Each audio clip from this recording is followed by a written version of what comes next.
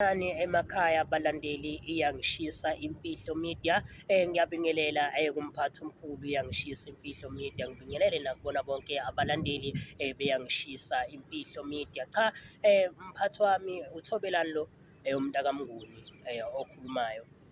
Ya ngabona impela ukuthi cha ngiyadingeka.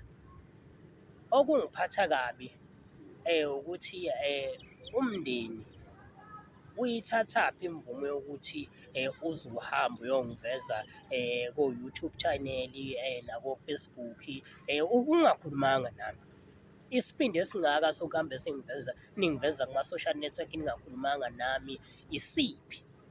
Kodwa kona niyazi ukuthi lokhu ngakwenziswa yini.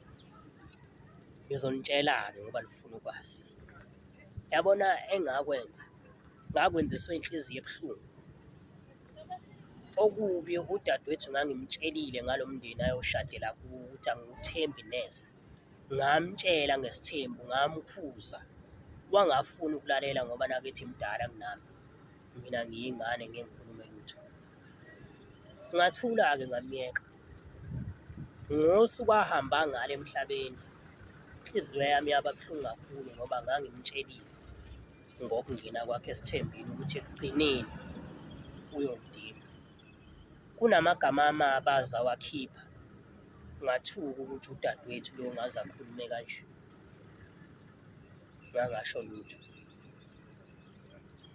Kulo okhala ngokuthi udinga usizo lokuthi udadewethu uyampokela, umbona ngisho nasemini. Mina ngizokhuluma kakhulu kuphela engizokusho njengoba udadewethu ahamba ngendlela engingayiqondi. Ngasho ngathi okwenzile lokhu uyoyiveza, uyozibonakalela yena. Nakhu-ke sekucacile-ke manje, useyivezile-ke. Engingakusho kumntasekhaya ngathi akukho engingakusiza ngako ngaphandle kokuthi uhlawule ngento owayenza. Ukuhlawula kwakho, angazi nanokuthi ngingathi iy'nkomo ey'ngaphi, kodwa kona kumele uhlawule.